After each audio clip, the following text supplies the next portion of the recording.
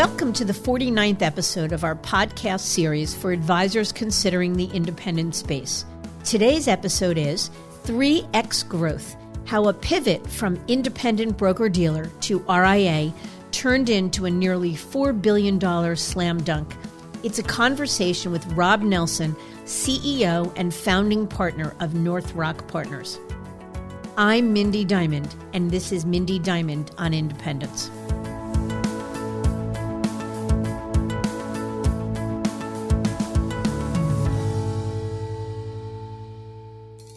This podcast is available on our website, diamond-consultants.com, and on advisorhub.com, as well as Apple Podcasts and other podcast resources. If you're new to the series, I encourage you to visit diamond-consultants.com/independence101 for the top 5 episodes that will help you get up to speed on the basics of the independent space, plus links to other episodes you may have missed. And if you're listening to the series on the Apple Podcast app, be sure to leave a star rating and review. It serves as a guide to us, as well as your colleagues in the wealth management industry who may be searching for valuable content to tune into.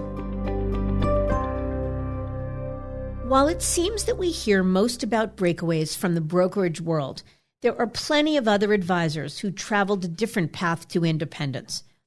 My guest on today's show started in the wealth management world at an independent broker-dealer. He outgrew the model, and as an RIA, extraordinary growth has continued with the ability to do so much more than he could under an independent broker-dealer umbrella.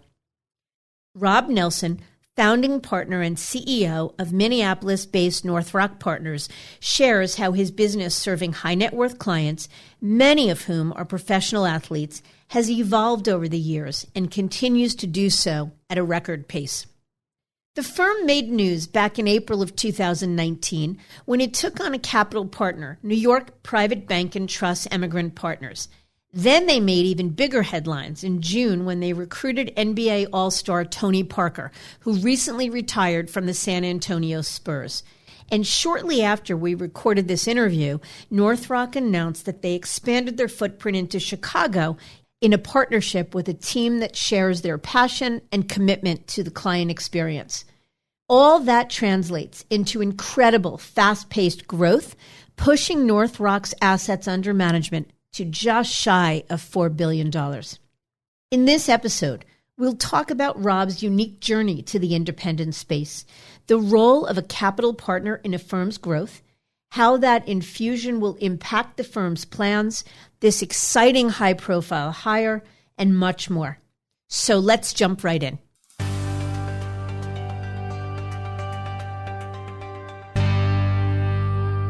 Rob, thank you so much for joining us today.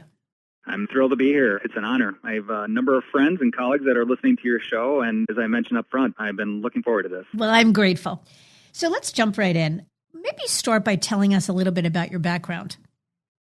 My background is for myself. Our primary office is located in Minnesota, and that's really where I began. My hometown is a small farming community. It's called Ashby, about 2.5 hours west of Minneapolis. I grew up there, graduated high school, went to college in Bemidji, Minnesota, northern Minnesota, and started in the industry in 1993, way back in the day with IDS Financial Services. For me and within this industry, I probably grew in a very similar way to most. I came into IDS under the approach of training in the first year. They would provide leads, some guidance on how to acquire clients, but ultimately you were an independent contractor building your client base one client at a time. Back in 93, as I was coming into the industry, of course, I didn't even know what an independent contractor meant. So I quickly found out that meant self-employed, hiring your own staff, paying for your own technology, real estate, and so on, which ended up, as I found out later, was a blessing to come into the business self-employed and building a business. But IDS, over time, became American Express, which ultimately became Ameriprise. When I started with IDS back in the day, another kind of a really great benefit for me of coming into the industry back in 93 is they were just starting to focus on financial planning for a fee. So you would start in the business. Anytime you brought on a client, you had to bring on a client by what, unfortunately, they would say selling a financial plan. So you would have a client purchase a financial plan. You do provide them comprehensive advice. Probably back then, the goal was to sell products from a company standpoint, but it immediately allowed me to have to get equipped and to learn the business around all aspects of financial advice, and that's how I jumped into it. I know we'll get into this in a little bit, but ultimately stayed with Ameriprise for my first 20 years. And then in 2013, we spun off of Ameriprise, became completely independent, and the firm we are today, which is NorthRock Partners, primarily located here in Minneapolis, but we have locations and offices and clients all throughout the country. Your story is an extraordinary one, first of all, and there's so many interesting parts to it. The notion of starting out as an independent and then going from an independent broker-dealer to a hybrid RIA, and then we'll certainly get into the kind of growth you've had, but it's an incredibly interesting story. So let's talk a little bit now about NorthRock Partners, your firm. What types of clients do you serve? How much in assets do you manage? Tell us a little bit about the makeup of your partners and your staff. Awesome. For us, we have a pretty diverse client base. Clients over time, probably not in a thoughtful way, but back in 93, 94, we started working with a handful of corporate leaders, probably taking a chance on a kid at that point. But we started working with corporate leaders and helping them with not only comprehensive advice and investment planning, ultimately started giving them advice on executive compensation, tax planning, employee benefits, and so on. We ended up continuing to get referred to corporate employees and corporate leaders over the next 20 years, and that's really continued to this day to be a core part of our business.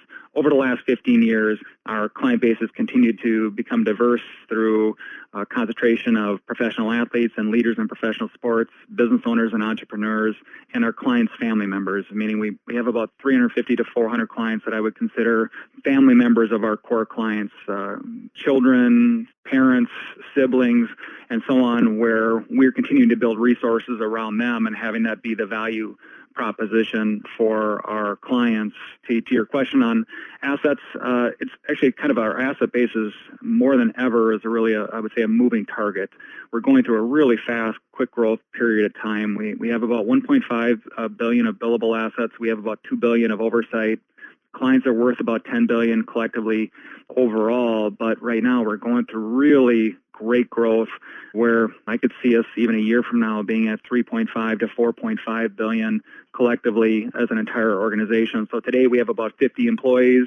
We're adding probably 4 to 5 employees a month. I would anticipate for the next year, again, same thing. Over the next year, I'd anticipate we'd be probably at 100 employees. And today I have 8 partners that are helping me collectively lead the entire organization. So you talked to me also about how the NorthRock value proposition includes what you described as a deep service offering. Can you tell us a little bit about that? Yeah. From my point, and I have, of course, a strong bias, I feel that we are one of the deepest providers in our industry, and that's what we've built up over time. How we think about it when we talk to our existing clients, or maybe even more so talking to a new client, is if a new client's coming to us, we describe it as, in a sense, a personal office, meaning that we get to know the client, what they're good at, what they're not good at, what they need for resources, what they don't need for resources, and then our responsibility is to help to build all of the resources around the clients for us to help play a strong role in the client being their best self. And so a laundry list of things that we would typically do for a client, but examples of that would be is if we're working with a client, we're heavily involved in cash flow and banking, meaning that we have 50 clients that we help to pay all of their bills. We have probably 75% of our clients who are paying some bills. The majority of our corporate leaders are directly, and our athletes are directly depositing their paychecks with us. We provide them the right stream of income on a monthly basis. We do tax preparation, tax planning. We make all the tax payments on behalf of our clients. Insurance, we're heavily involved in life insurance, disability, long-term care. We now have on-site property casualty specialists. And I would anticipate that over the next 12 months, we'll have a dedicated health insurance specialist as part of what we do for clients as well. Investments, we do custody everywhere. So when a client logs into our app or to our website, they're going to see every asset, every investment asset they have as of last night's close if we have a direct data feed. So they're going to see their entire balance sheet. So their 401k to deferred compensation plans, cash balances, insurance cash values, whatever that ends up being. So we're going to collectively manage all assets. 99% of our clients, we have oversight of 99% of their investment assets. executive compensation, we tend to run A to Z, meaning corporate compliance, blackouts, holding limits, helping clients exercise their stock options, restricted stock, their employer benefits.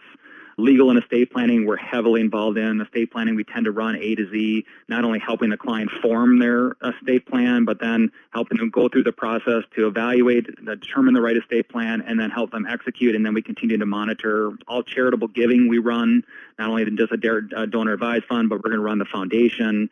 And then we do a lot of work in non-traditional services, meaning that I got done with a meeting today where I was helping an entrepreneur who was just an up-and-coming great client of ours, help to put together a people structure around him and his business as we move forward. We're helping clients with property management, travel services, hiring personal assistants, social media, PR. Some of our athletes are starting to ask us for support on putting together plans for health and wellness. So ultimately, as we move the business forward, as our clients come to us and they need help, they need resources, and they need advice, our role is to be at the center, helping them with all aspects of their life, financial life, and beyond. Yeah, it's extraordinary. Most people would bucket sort of that deep service offering and call it family office services.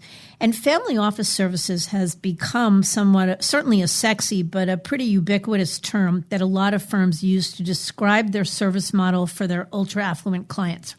In many cases, it's not anything unique. And it sounds like you're doing a lot of things that really go above and beyond what a typical wealth advisor certainly would offer. So I guess my first question is, do you think that those are services that you ever could have offered under a broker-dealer like Ameriprise or any other independent broker-dealer? It's a great question and a tough question, but the answer is no. It would have been incredibly difficult. For my relationship with Ameriprise, again, what ultimately started with IDS, I couldn't have had a stronger relationship. I grew up at IDS, which became American Express and then Ameriprise, and I knew the leadership. I had hundreds of colleagues. I did a lot of training around the country at Ameriprise. The company provided me a lot of flexibility, and over time, we were fortunate enough to have their most affluent client base across the company.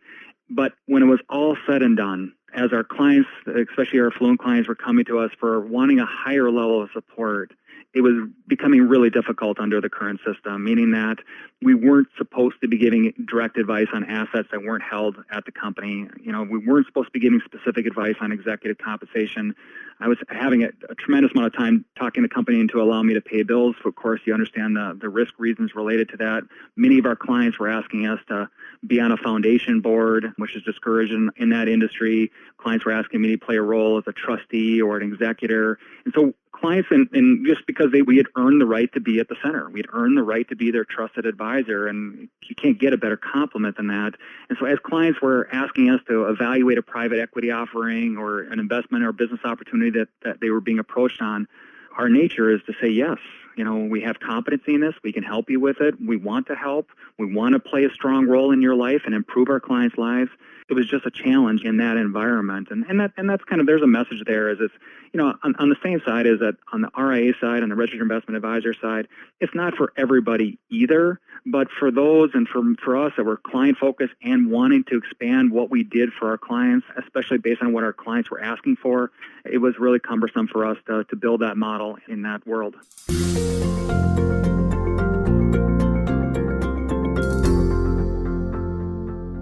The other point about it is that family office services historically was only available in the industry for mega billionaires.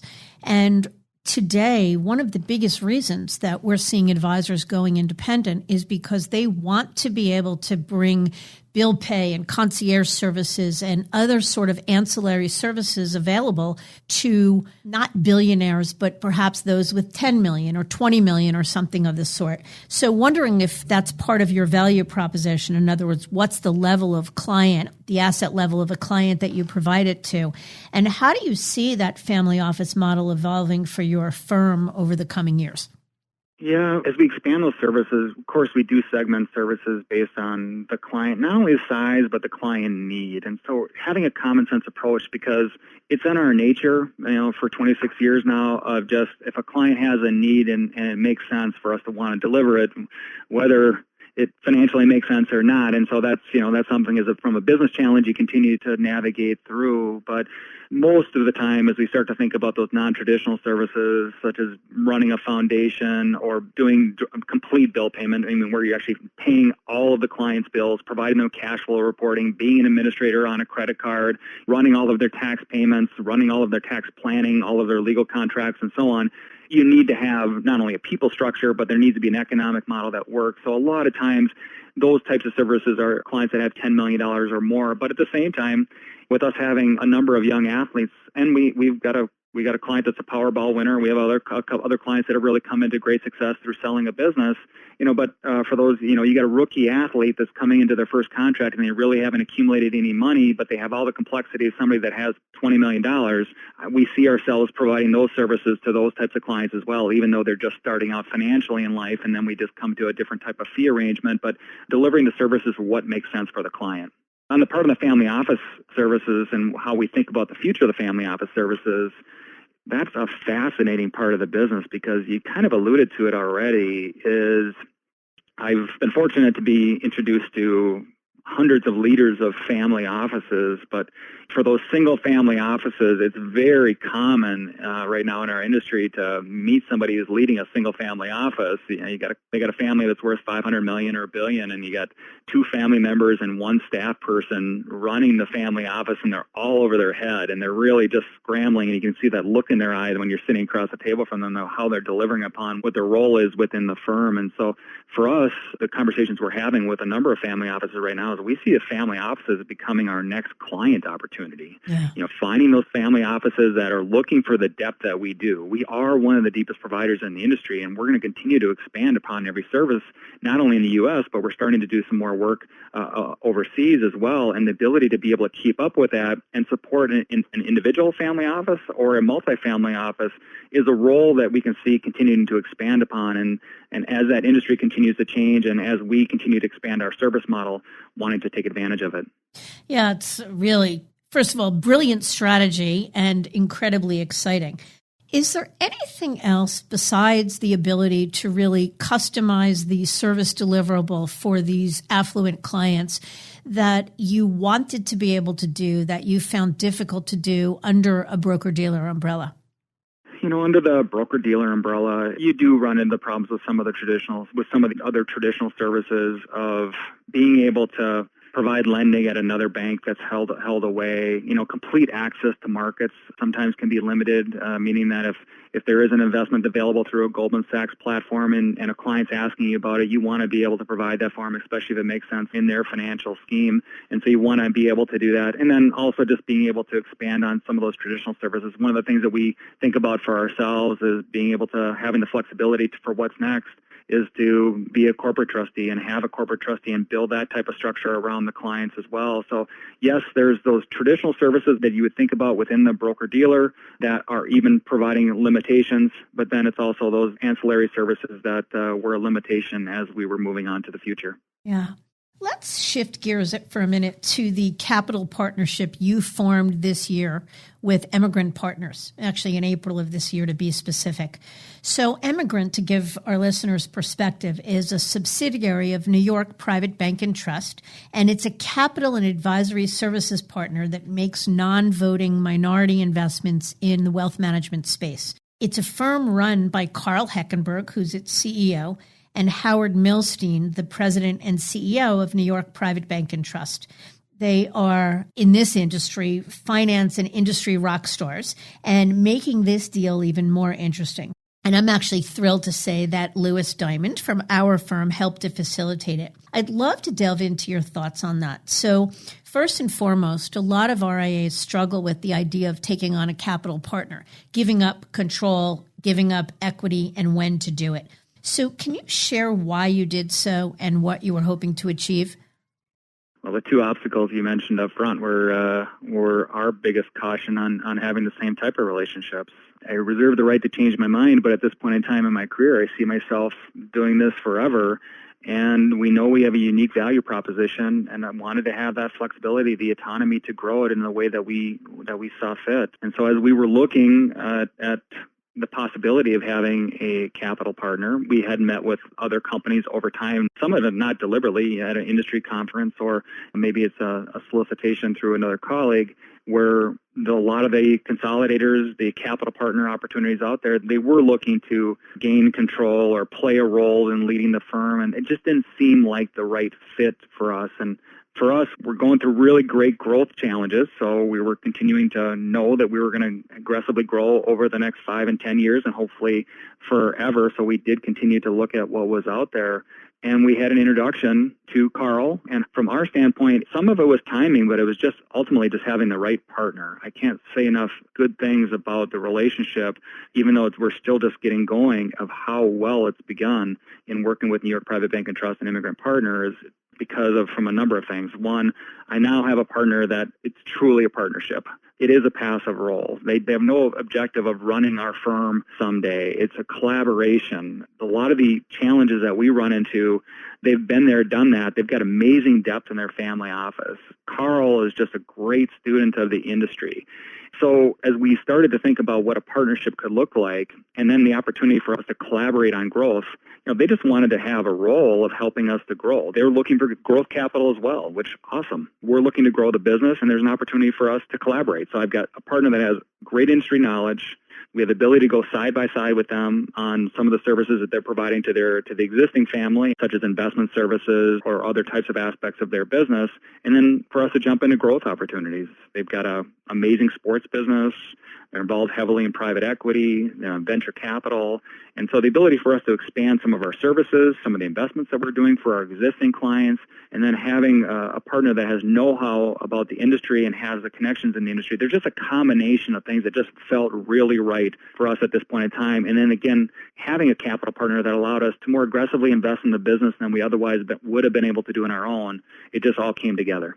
Yeah, it makes sense. But how about the timing of it? How about why this was the right time to take on an investor versus 10 years ago or 10 years from now? Part was timing, part was just having the right partner. For us, we had reached critical mass. We were definitely wanting to go to provide services that were not traditional in our industry, and we were starting to look at location changes. So as we were thinking about, okay, do we need capital? First is just taking that step back. And then if we were to find the right partner, what would that look like? There was a number of needs that we were looking for, not only just on pure capital, but also a knowledge base and the ability to have a side-by-side partner. And so we know we wanted to expand our people. We know that we wanted to expand our presence around the country, and we wanted to expand services. And you start checking the boxes, and then you start running economic models around it, and the volume was high. Like many of us in my industry, I just hired, back 26 years ago, you just hired one employee at a time that you could afford. But now we're running into, wow, I want to expand into 5 services. We're looking to hire a dozen people, and I'm looking to add a couple more locations than I otherwise would have. It just added up for us to look at finding the right capital partner. And had you ever thought about, instead of taking on an equity partner, selling or merging the firm? Was that ever on your mind? Not selling. Every day, every year, you continue to evaluate and reevaluate what you want to be when you grow up and what you want the firm to look like and feel like. And really, because we, in a sense, look at our firm as a legacy firm. And what I mean by that is, one is to continue to grow the firm and ultimately pass it on to the next generation, but also, in a sense, protect our current clients' legacy, meaning I see myself in our firm supporting our current clients through the rest of their lives, but our clients are more and more entrusting us to implement their legacy. So, we're taking care of the kids, we're taking care of them from a financial planning perspective, and we're helping the parents put together a thoughtful plan on an estate plan that's going to be implemented 20, 50, 70 years from now. They're looking for us to execute upon that. And so our role in continuing to think about it wasn't at this current time where we were ever thinking about selling the business, but the merger side is interesting. As we've gotten out in the industry, meeting a lot of other firms and some of them being like-minded, the right merger opportunities come about. You can't be closed-minded to it, especially if it allows you to expand your services that you're doing above and beyond at a faster pace. So we have explored that, and we've actually merged a couple of practices into our business, and that's actually been really positive from not only adding what we're doing from a revenue perspective, but being able to hire 2 or 3 people sooner than we otherwise would. And so I would see that as a continued, probably long-term strategy. Mm-hmm. All right, so now for the exciting question.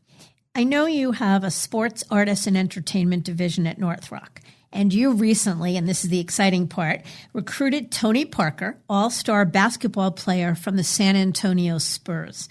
Can you tell us a little bit about that high-profile hire, why Tony, what his role is, what made Tony join the firm, et cetera? Tony was an introduction through one of our MBA owner clients.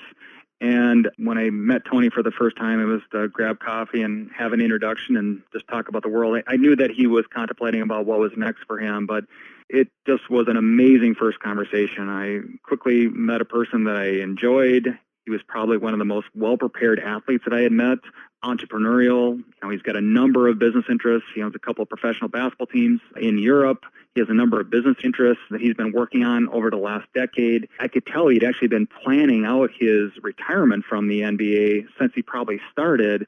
And so as I started to talk to him about what he wanted, and he was talking about his future and thinking about what was next and above and beyond, and we started comparing notes, it just led into 6, 7, 8, 9, 10, a dozen meetings from there of just continuing to get to know each other. I think we were both at the right spot at the right time. For us, we had built up critical mass, I would say, to go into the marketplace and become very deliberate on how we build our sports business, meaning we have 45 clients or more in professional sports, not only just players. We have leaders in the leagues. We have a couple of NBA owners as clients, and they're advocates, and they're asking, and they're continuing to refer people into it. And so as our players are starting to ask us for more, the opportunity for me to have a side-by-side partner that could help me and help us be thoughtful about what's our strategy going to be in the future to deliver upon what our clients are asking for was a fun opportunity. Tony is somebody that I can have within our firm as a partner, but for him sitting across from a fellow player,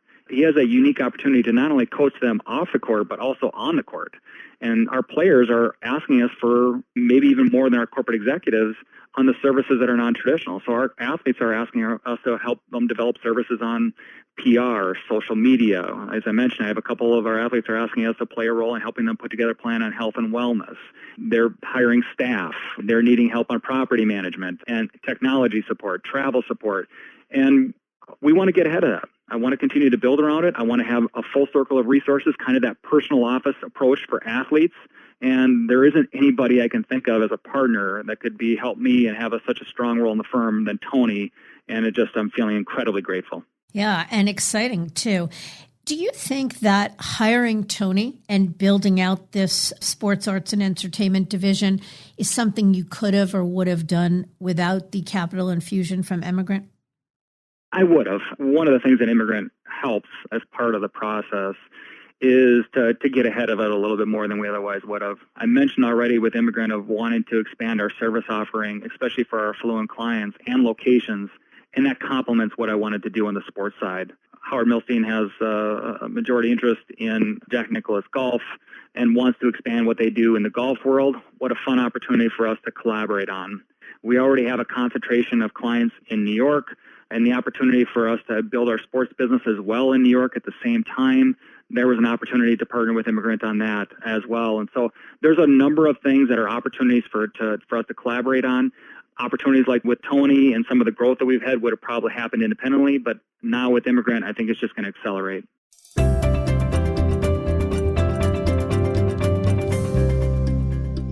So it sounds like, aside from that, you're anticipating exponential growth in the short term. I think you had said to me recently that you're expecting to double your asset base in the next 12 months. So how do you plan on doing that? Where does that come from? There are few years that you come into a year like this where it's, you come into, you're doing your business planning in October, November, December, and you're thinking about what the year has ahead. And from my standpoint, I'm thinking, boy, we have these 4, 5, 6, 7 exciting opportunities. And then they all happen. That's not normal, but that's ultimately what we're experiencing right now is just amazing organic growth. Our clients are just coming into such fun success. Again, it's a really special moment for us to participate, especially for these clients we've worked with for 10, 20 plus years that are getting that new role, that new contract, relocating. And so, our existing client base will add $300 to $400 million net in new assets. We do have a handful of advisors that are joining our firm, and then we are in the middle of what will likely become a very large merger and acquisition for us in this calendar year as well. And so I would anticipate, as I mentioned, a year from now, we go from 50 employees to 100 employees, and probably more than likely have a client base and an asset base that's 2 to 3 times larger than it is today. That is just extraordinary, for sure. How do you expect that the business changes as a result of that kind of growth? It's tough to think about anything but positive. Everything that we have that kind of growth, as long as we're thoughtful. Of course, the first thing I get to do is I get to expand my teams. We have a scalable business, and what I mean by that is behind the scenes, as we're delivering advice to our clients, we break out our advice by teams. So I have an investment team, insurance, tax, banking and bill payment, estate, and as we continue to grow, I just continue to expand those teams. So if I'm taking our tax team from 8 people to 12 people in a calendar year, that team's getting better, and that's going to impact the quality of the work that we provide for every one of our clients. I add 4 more or 5 more CFAs into our investment team, that team collectively gets better, and so on. And so the ability to expand our teams, and then immediately right after expand the value proposition, reevaluate every service and opportunities to enhance the services is excellent. And then the ability to execute on it, bringing in thoughtful leadership, the ability for us to have leadership that we otherwise wouldn't have in place. One of the things that we're looking for people to bring into the organization probably in a 2020 would be somebody that would have oversight and responsibility for all collective advice, meaning that all they do, we have a person that's all they think about is what is the advice that we're delivering to all of our clients and how are we implementing that and executing that across all of our advice teams and the collaboration, the coordination that happens around that. And it's incredibly powerful. And then, of course, the opportunity to invest in our current people. Our current people are what got us here. Personal and professional development, continuing to expand roles, creating opportunities for all of our existing people to accomplish everything that they want professionally and personally along the way. And so that's the short list of the fun opportunities of what growth brings to the organization. But how about your personal life? How does such growth impact your ability to do more than just focus on the business?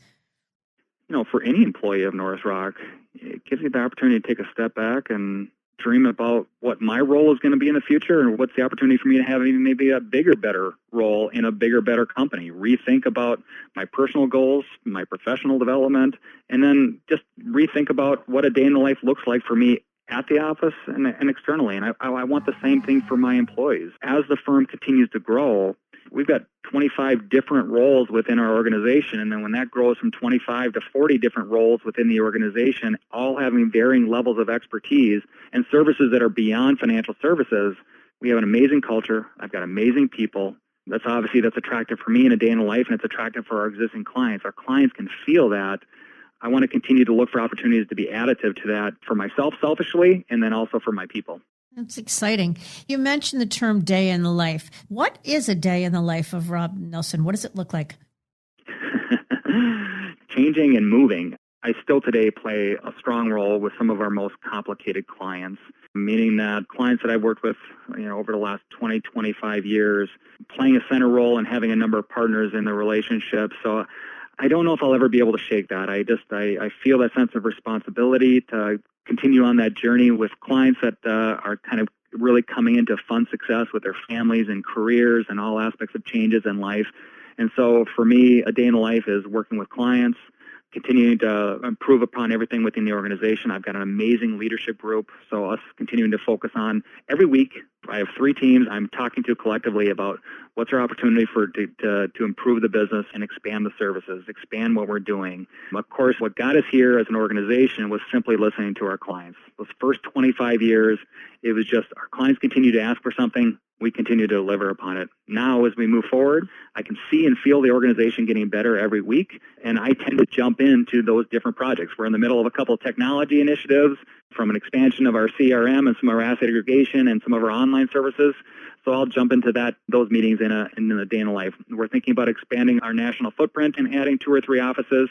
So now I'm in those locations meeting with some different partners and professionals along the way there. Industry conferences and continuing to have personal development and education is a forever thing, and I try to have at least 25 to 30% of my time on continuing to get smart, continuing to be industry aware, And, those are some of the quick things of how I spend a day in the life. But I have a couple of different hats and depending on the week and what our priorities are and what we've got going on. But I like that aspect, too, of being able to have some variations on a daily basis. What strikes me is that a large part of our listening audience are advisors that currently work in traditional brokerage firms and or are independent under an independent broker-dealer umbrella. And what you're describing, the day in your life, is really the life of a true CEO that's able to think strategically, act strategically, and mostly have real control over the choices he makes and the things he does for his business. And those are things that a captive advisor certainly isn't able to do. It's a challenge. In the captive environment, it is challenging to think outside the box and to control elements of your own destiny. That was a driver for us. Again, I talked about my previous world, and there was a level of certainty. I had a strong level of certainty. I had really great success with the previous broker-dealer. I could see what my next 10 and 20 years looked like, and I would have enjoyed it. There was elements of I knew the people. I knew what a day in life looked like, but I was missing elements of challenge. And the elements also of not being able to deliver everything that my clients were looking for was something that I struggled with. It was not only just about what we were delivering for existing clients, it was also thinking about what our future clients' needs were. It actually lended itself to some of the pain points that I was imagining for the future. And as we took a step back and we were thinking about what do I want to be when I grow up, I continue to do that right now to this day, is what do I want to be when I grow up and what do I want us as an organization to look like? Now in the independent space, I can dream. I can think about not only what's going to bring joy and how I can improve my clients' lives. That's ultimately for us why I feel this industry and this business is fulfilling for us, is we can play a strong role in helping to improve our clients' lives, not just because of financial, it's in all other elements. And that's what brings us joy. That's what gives us the gratitude to come into this every day, is knowing that whatever my next client need is, traditional financial services or above and beyond, if it makes sense for us and it makes sense for our clients, that we're going to deliver upon that. Yeah. And I think, look, as a final point, because the truth is this is incredibly fascinating and I could talk for hours because your story is really intriguing. But I think what you're describing is the conundrum that most advisors have, whether they're an employee or they're not independent enough for their liking. They have to choose between the comfort and familiarity of the status quo. You say, I was making a nice living. I had status within the firm. I knew how to get things done. It was working for me. But I was weighing that comfort and familiarity against the pull of not being able to deliver for clients what you wanted to or what you felt that they deserved or needed. And I guess ultimately that drive to do better for clients really won out over the comfort and familiarity. And it did require a risk. It did take a risk. And for me, I guess I kept on coming back to is the current environment I'm in right now, is it the right environment for me to reach my potential and my client's potential? But let's just be selfish, my potential. Can I meet my potential within this organization? And then how does the current firm fit into reaching that potential on behalf of my clients and that responsibility that I have? And for me, I felt like I needed to make a change that was better for the future. I mean, you only have one shot at this life, and sometimes you have to take a chance. And for me, it was one of those rare decisions where the grass is greener on the other side. We've been taught that that's not the case, but just for us, the ability to just every day, I always tell my team, if you don't like the way a statement looks, well, that's your fault because we built that statement. If we don't like the technology provider, then let's go find a different technology provider. If there's a new investment solution that's available, the ability for us to go and change that. Basically, we have total control of what a day in the life looks like and actually the experience that we're delivering to our clients. And for us, that's incredibly empowering as we think about our future. Yeah. Rob, I can't thank you enough. As I said, this was fascinating. I hope that someday soon we can do an update and you'll be talking to us when you're at 5 billion or 10 billion, which sounds like is not that far away. So we certainly wish you much continued success and can't wait to hear more about the story. Thank you. Thoroughly enjoyed. I appreciate the time. Pleasure.